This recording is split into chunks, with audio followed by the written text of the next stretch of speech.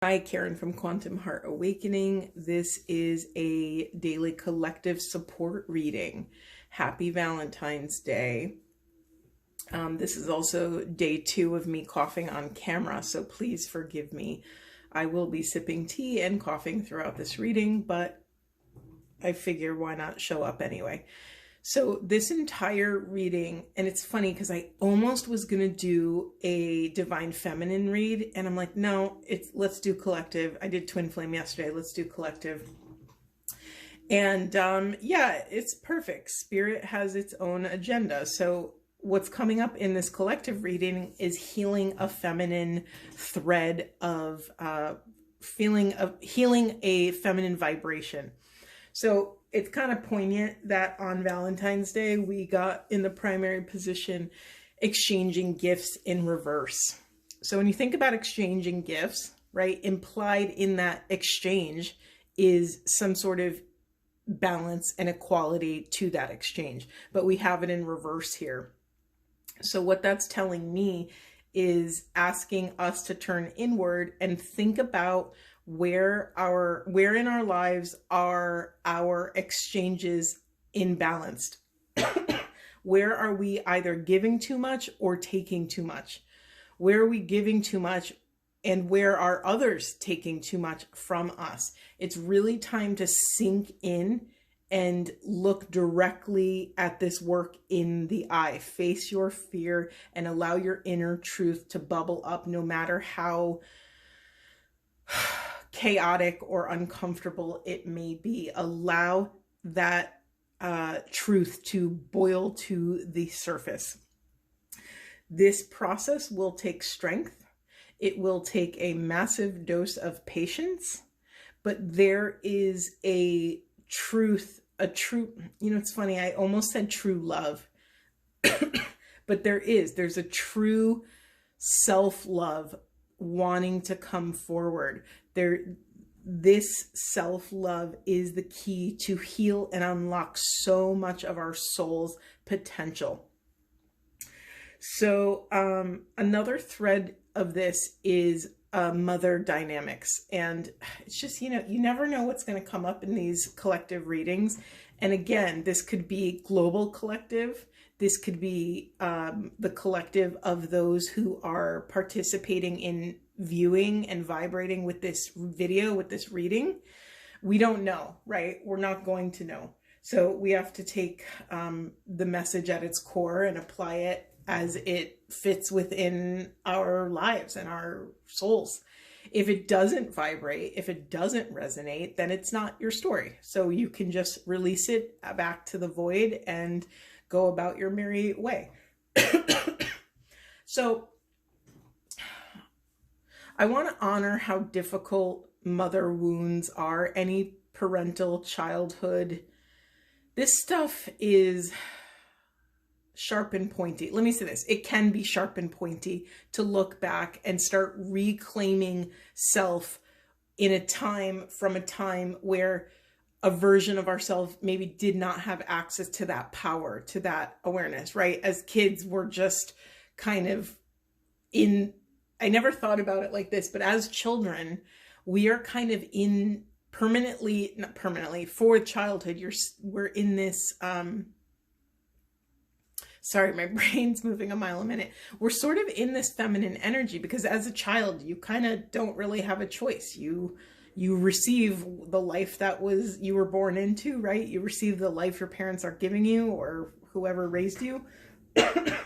And we're learning how to we learn how to deal with it. And we develop around those skills that we need to attain or have to attain, or survival templates that we had to learn to navigate.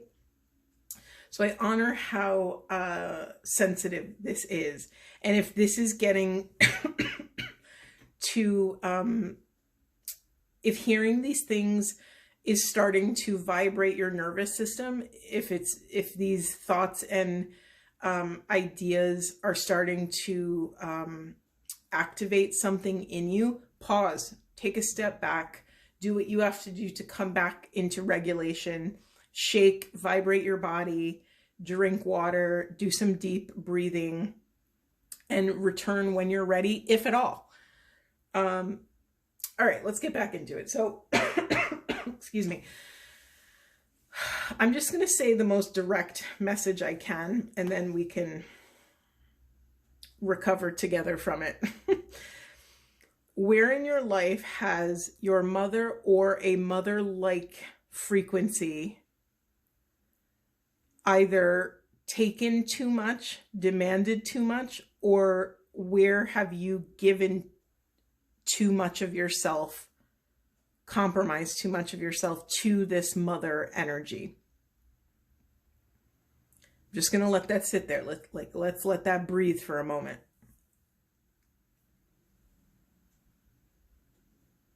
We unfurl our childhoods and our understanding from our childhoods. Let me say it like this. We individuate from our childhoods and our parents like a flower blooms. You know, it starts out as a seed and it has to have the right environment to grow, and it needs the proper, you know, sunlight, air, water, access, space, right? And this process of transformation, of inner transformation, you're literally changing the longitude and the latitude of your interior world. Let me say that again. You're changing the longitude and latitude of your interior existence. The amount of space that you have on the inside of yourself to work with these energies, to work with these ideas, to hold space for the parts of yourself that lived this life, that had all of these beautiful and sometimes not so beautiful experiences. We are shifting that interior, and it's not a small things. These are massive. My mentor, James Finley, calls these axial moments. There's those moments in time where we experience something or we make a connection. We have this awakening where it literally shifts our entire axis of our own planet, of our own interpretation and perception of the world around us. And you are completely changed from that moment forward. You cannot go back to knowing less, right? You cannot go back to seeing or understanding less. You could only have more understanding and more awareness. Yes, you can spiral in the same place for a while, but once you become awakened to an idea or an awareness or a connection or whatever it is, you cannot go backwards. So let's take a lot of space to cultivate a really healthy, beautiful, safe, I'm going to say that again, safe container for us to come into deeper relationship with this work, whatever the work is. Yes, I'm talking about a specific narrative here, but really what we're doing is we're training ourselves to be kind. We're training ourselves to be curious and to be kind in the face of all of that curiosity. Because when you're that curious, you're going to get answers, right? And sometimes those answers are incredibly large pills to swallow. And so in the face of all of that unknown, that mystery, we have to bring our own love with us. We have to bring our own tenacity with us. We have to bring our own self-esteem and self-confidence, and truly know that we and only we can discern what is truth for us, what resonates within your story that you get to take with you forward and take another step forward. All right, let me get off my soapbox for a minute and get back to the message. Excuse me. Okay. Did I say all the stuff I wanted to say? Yeah, there's just something blocking this fertility, right? The divine feminine is this glorious vessel where the feminine energy can literally take all experience, anything, good, bad, ugly, and transmute it within her own, I say her, but again, these are just energies, within her own contained self. We host so much transformation and so many alchemical processes within us that we need to honor really what's happening in us, because at the end of the day, these processes are happening whether we're conscious of them or not. So the more conscious we become, the more we can actually support those parts of self that are doing all of this incredibly powerful, divine, transformative work. All right, so again, just to revisit, I'm going to ask the big questions of where in your life are you giving too much? Where in your life did you pick up these patterns of giving too much? Where in your life can you draw more boundaries? And if you can identify those pieces, which you will, I know you will, you can journal on this as well. When you identify those pieces, feel into what's coming up in your body when you think about drawing a boundary. Do you feel any contraction? If you do, if you have the perception to identify like a feeling, write down where you're feeling it. Is it in your upper back? Is it in your chest? Is it in your gut? Is it all over? Just note. You don't have to do anything with it. Just start to take note, because what you're doing, you're training your awareness to come into relationship with a tool, with your body instrument, which is a huge, huge piece of tapping into intuition, right? Information is always accessible to us. We just aren't always as sensitive to it, right? Excuse me. Be really patient with yourself as you take another step forward on this path of cleansing and purifying your vessel so that you have access to this discernment. You're going to hear me talk about discernment probably every video or every other video. If we don't have discernment in this life, we will not be able to find aligned direction or take aligned action. Discernment is everything. And a huge piece to accessing our wise discernment is being able to, and I'll say this really clear, this is, if I had to pick a billboard, this would be it. To love ourselves enough to take up enough space to go at your own pace. That's it. If you could work on one thing, it's that. Love yourself enough. So that includes a bunch of self-esteem stuff, removing blocks to self-esteem, removing blocks to love. And to love yourself enough to take up enough space, meaning create distance between you and the stimulus, you and your boss, you and your partner, you and your whatever. Take up enough space. Literally, like sometimes that means leaving the room, leaving work, taking a sick day, literally removing your physical form out of the space so that you can sort out all of the data and all of the information that your very sensitive divine body instrument is picking up. Love yourself enough to take up enough space to go at your own pace. There is no one pace. The only correct pace, I would say, is the pace that allows you to access and bring truth and love with you at every moment. So if you're moving really fast, you might have access to truth, but it might be a really painful, bumpy road, and you're not able to bring love with you. If you move too slow, you might be taking in all of this truth and all of this, all of this information, but you get sucked into it and you're dwelling in it. So finding your,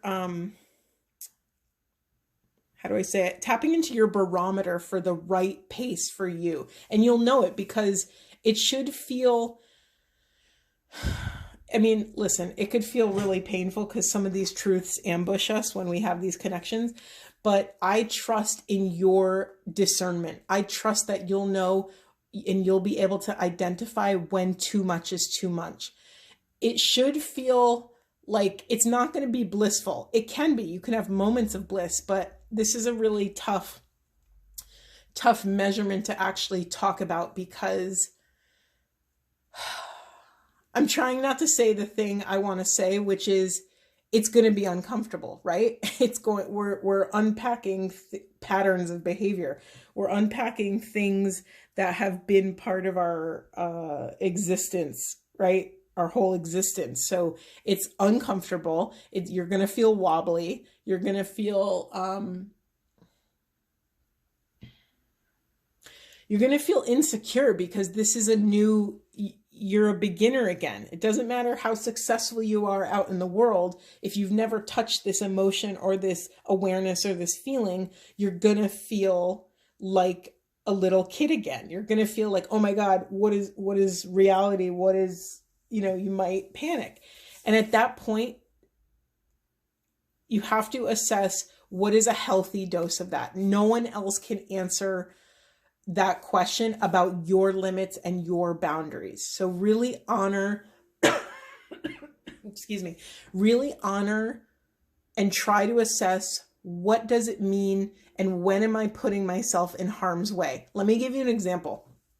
So a common thing, I've done a ton of retreats and a lot of workshops, and I've met people that become so addicted to transformation that they just keep taking the next class or reading the next book or going to the next retreat without properly dropping in and coming into a deeper intimacy with the inner work. And that could be because of bypassing. That could be because they're at capacity, but they're seeking outside of themselves for a solution. And so that's a common one, where people, instead of turning towards the work and towards the darkness and towards the that which they fear, they keep looking externally for something that needs to be healed and supported internally. And again, I want to be clear, I'm not saying that everyone has to do this work alone, but at some point you do. At some point you have to turn inward, because it doesn't matter how many gurus or mentors or teachers or books or whatever. It doesn't matter how many people are in the room with you or in your face doing one-on-one work. At the end of the day, the actual movement happens within yourself when you're alone with yourself. So again, drop in, allow everything to get really quiet, and honor that you are a person worthy of space, worthy to go at your own pace. Honor that. Okay. The only other things I want to share, that in order to shift our world, and that could mean anything, that could mean the global collective, that could mean our interior world, in order to shift anything from one state to another, we have to first believe it's possible. So another piece of this is, I'm going to ask a question. Where are you limiting your potential? Where are you putting a glass ceiling on your existence? For us to bring a new world, to birth a new world into creation, we have to believe it's possible. So if you catch yourself falling prey to limitation or self-criticism or self-judgment, do something to change your state. Do something, anything to change your energy. Put on your favorite music, dance a little bit. Grab a pad and pen and just doodle. like crazy doodle. Have you ever seen a little kid do that when they just take a crayon and they just scribble like a mad person? And it looks so fun. And when you do it as an adult, it's this hilarious, like unleashing kind of crazy feeling, but it's so exciting. It's that childlike playfulness in the face of the great unknown. They don't know what it's going to feel like or what it's going to look like, and they don't care. They just are curious and they want to do it. That's just one example. Whatever you can do to change your state, drink a glass of water, find a meditation, go for a walk, call a friend, do anything to just change your state a little bit. That's all you need to really shift and allow that energy to dissipate back into the void. Have faith. It's all coming together. The more you purify yourself, the more you have access to your intuition. When you have access to your intuition, you will be able to access nonstop wise discernment. And to be able to have your soul's discernment on tap like that, I mean, you'll be unstoppable. Honor how long it takes. Again, take up enough space in this world, in your life, to go at your own pace. We are coming into incredibly deep relationship with self and self-love, and we're learning how to hold our center in all of this chaos. Sending you so much love. Thank you.